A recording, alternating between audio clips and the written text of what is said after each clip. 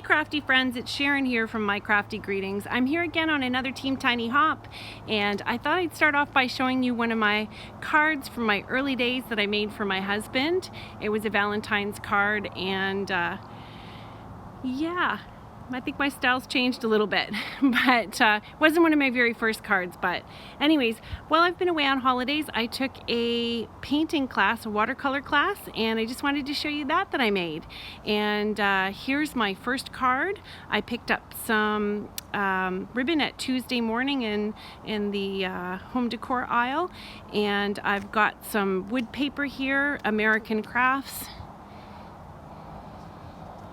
And I'm just going to cut these pieces down and get them all settled into place. I have here a stamp, and it's a very old one. It's by Fiskars, and of course it won't stick, so I know this is kind of gross, but I hope you all know this trick to just lick your finger and put a little spit on the back of the stamp and it'll stick no problem. So, and I'm just going to put this on haphazardly. You know, don't worry about it too much. When you're doing a little bit of a rustic card, it's actually better not to overthink it. So, you know, just join your stuff together, and even if it looks a little janky, that's the way it's supposed to look. It's wood. So anyways, just a little bit about Team Tiny. We are a hop that is geared towards small channels that are under 1,000 subscribers. Of course, we are all hopeful for more subscribers. Please, please, please subscribe. And we are looking to grow our channels. We are open for anybody who would like to join us. If you're under 1,000 subscribers, we'd love to have you on our hop. Catherine Kelly is our organizer and coordinator. She's absolutely fantastic. And as you go along the hashtag hop that we have, please go ahead and give my team members some love. I love them too. I think they're all fantastic. Anyways, I just wanted to show here too, I layer my cards, and they're all 5x7.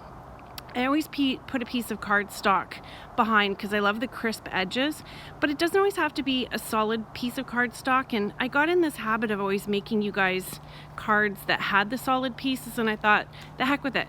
I'm just going to show you the stuff that I actually really use when I'm doing it. So this went terribly wrong and went terribly crooked. So what I do is peel it off and then just eyeball how much edge I need to have, and then I'll just line it up on one edge. And usually I'm looking at the spine edge of the card being the most accurate, because you can always cut the excess off on the flippy edge, I don't know what you call that, the free edge, maybe that's the right thing. Anyways, oh, and there's my glue gun. I got some new tape in it, or what is that, ATG gun? Got some new tape in it. It's been just a joy. It keeps stringing and making all kinds of wacky stuff. But anyways, so I get this all secured, and you want to make sure that the ribbon's in between a couple good pieces of cardstock so that it stays stuck. And I'm putting some strategic spots of ATG on here. Now, I had an old piece of burlap strip here, or it was burlap ribbon. This is where I get all of my twine from. And I'm always looking at fabric and ribbons and seeing the free edge to see what I can pull out of them, because I just have a heck of a time finding exactly the right threads that I want to use for the things that I'm doing. Anyway, so I folded it up, I think 2 times, so it's a bundle of 4. And I'm gonna wrap this around. So what I'm gonna do is stick it down first so that it holds still. And I'm also crunching it in a tiny bit. And the nicest thing to do too, if you're gonna pinch a little bit wider ribbon, make sure the outside edges are curled under. When they're curled up, it doesn't look as nice as when it's curled under. Anyways, I'm fighting this here. I've taken some of the video away so you didn't have to watch me really battle this thing. I was ready for tie-down war here. I'm just taking this string and yanking it and pulling it, and I'm gonna get this in place. Rustic card, and I'm trying so hard, eh? Anyways, I've got it lined up pretty good here, and I'm just gonna adjust the ends, and you always wanna make sure you grab all the ends at the same time, unless you want your bow to be a little bit more uneven and more rustic. And then I'm just taking this and giving it a little bit of a rumpling up at the top glue point, and then I'm going to stick it down really, really good here. So of course, here's my ATG boogers again. If you have glue dots and you love them, use them. If you forget to buy them, try my ATG trick. You don't have to do it just with ATG. You can do it with little tiny tape runners, but it is easier with an ATG. And I just pull those off, and I find it's nice too because sometimes you need like a straight piece, not just a gobby piece. So I just roll them up, shove my little pieces in there, stick it down, and then I'm gonna cut this all unevenly like a mom haircut so that the ends are all uneven, and that'll help with its rustic charm. And then I also noticed there was tape sticking out. Oh, that's my slow-mo for this gigantic love die that I had. I picked it up, I think, at Michael's. Hopefully anybody who's got a small shop isn't cursing me right now. And I originally had thought, what the hell would I do with that? But I thought, well, it's love. Who wouldn't use love as a word? So, and this is my battle with my glue. I'm fighting this little thing here, and it got clogged. So you can see here, I'm fighting. Oh, the fight's over. Off goes the little tiny nozzle, and of course I forget how big that hole is at the end. Look at all those glue gobs. And yeah, so I figured, well, I'll just spread it around. Look at my hands, I'm a mess. Anyways, I'm trying to get this nice. Good thing it's a rustic card. If it was a really precise, pretty card, man, they'd throw me in card jail. I'd be in so much trouble. So I'm layering this over. Oh, actually at the beginning too, I showed this piece. That is just a piece of packing card something. I don't know what it is. They use it to make sure things don't get wrinkled. So I keep it. Anyways, Tim Holtz, gotta love his dies for all his foliage. This is one of my favorites. And I also had a die from Spellbinders, and it said So Sweet on it. So I grabbed Sweet from it and did it twice out of gold cardstock. And so I'm just gluing this down. Of course, I did a couple dab gobs, and then I'm gonna dab up some of it.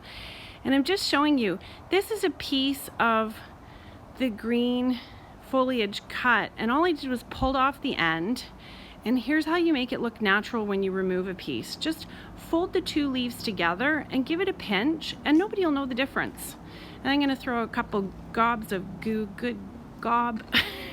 Anyways, gob this up with some glue, and I'm gonna stick it down here and get it pushed into place. And I'm gonna get my sweet stuck on first. Okay, so now I've switched to my glasses, which gives me eyeballs to see, because this is detailed work. This is serious business now. I'm gonna start putting some, this is gonna be glossy accents that I'm gluing this on with, which is dangerous because anywhere it squeezes out is gonna be so visible. Anyways, I'm putting a few little dots on just to get it started, because I know it's gonna stick to part of the love. And then once I got it going, I'm gonna just flip it back and add a little bit more glue on the other part of the die cut to stick it down. And now I'm gonna flip that down and glue it together. I think that looks pretty good. And here goes the gobby glue, and I'm gonna save you the stress of watching me do this. And then I did fine detail a few of the really kind of pokey outy spots on that sweet, just so that it doesn't get caught when it's going in and out of the envelope, because there's nothing worse than watching somebody take your specially handmade card and move it in and out of the envelope and rip the little pieces on it. So I'm adding the glue to the back of the, what is that? What did I say that was? Glossy accents. I'm adding glossy accents to the back of this suite. I'm gonna highly recommend you don't use glossy accents to glue things down unless you're in a pinch. And then I had this letter set, and I just punched out my with M and Y, because that's how you spell my. So it's gonna say My Sweet Sweet Love.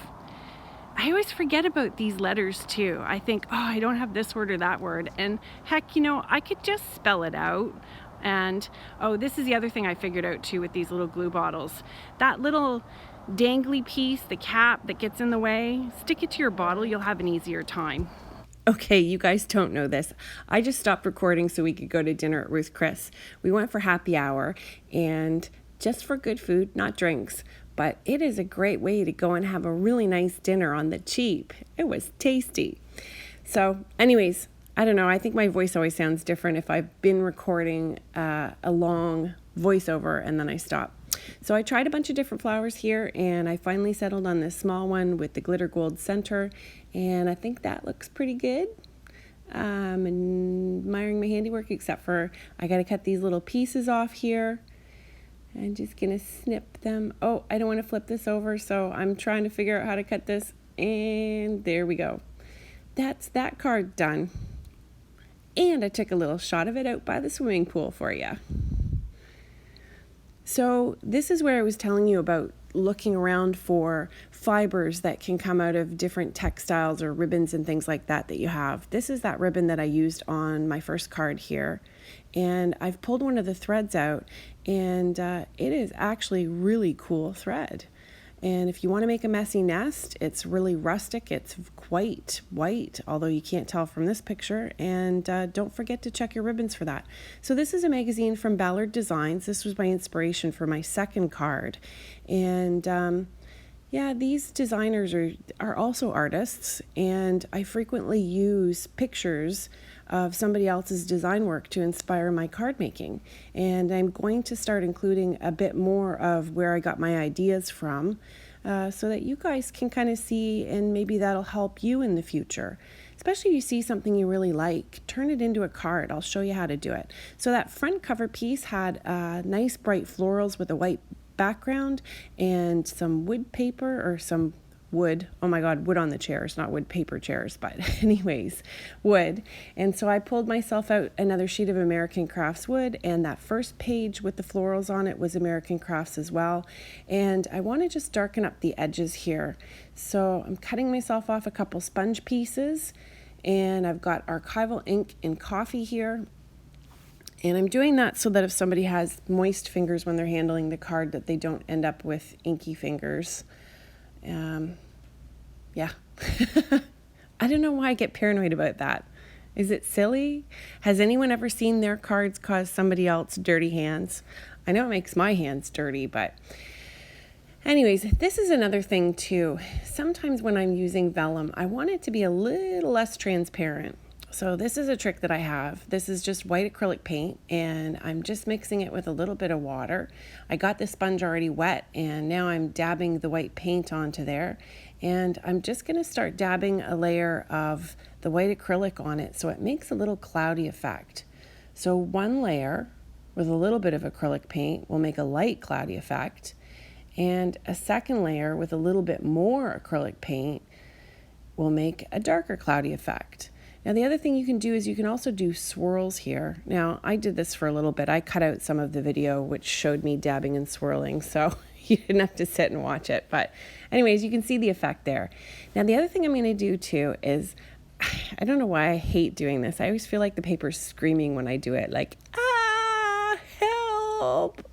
But anyways, it is a cool effect. I like it on other people's cards, and I thought it would look neat this time. One of the things that I would recommend though is whatever size or shape that you would like your torn piece to be, try having the paper that size or shape to begin with, and then just ripping a small band around. And you can see when you rip towards you, you're going to get the edge, unless you want the edge on both sides, and then you got to flip it over like I just did. I made a mistake in the beginning here, but luckily I saved it. So this is a basil type of paper that I got in some value pack. I don't know if you guys have figured out, I'm a total value hunter. So there's that So Sweet die, and I also, the So Sweet die is from Spellbinders. This Friends die, I don't have a clue where I got it, and it's a sweet friend, not sweet friends. I do have sweet friends, plural, but this is for a sweet friend. So now I'm just ripping a strip of the altered vellum here, and it's a little crispy, so it makes some really cool edges. And I'm just ripping it along to be approximately the size of my other piece here. And then I'm going to arrange my pieces on here. Now I didn't say it at the beginning of the video, but I typically use art glitter glue.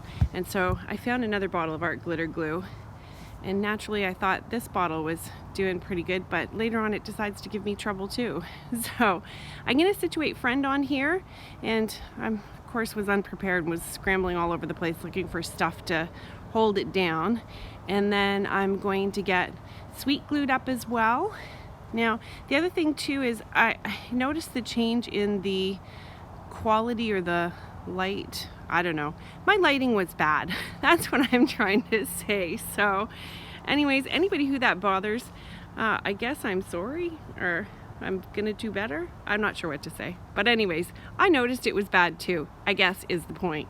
So I'm gonna glue the strip on here and get that put into place. And I'm just gonna kind of rough up these edges here. I know they're already torn, but I'm just gonna give them a little bit of dimension by rolling them back, and I'm just using my thumb and my forefinger to just kind of give it a little bit of curl up there, like it was old paper that had been sitting around for a bit. And of course I couldn't remember which way this went. So that looks good enough. I've got it stuck on. And I've got my Sweet Friend sentiment here. Nice thing about art glitter glue too, when you're using cardstock, metallic cardstock, you can just scrape it right off the shiny stuff. So, and with this altered vellum, it also doesn't show the glue because it looks like part of the shadows. So I'm just loosely dabbing some globs, dots, lines, whatever, behind the sentiment here, and I'm gonna stick that down.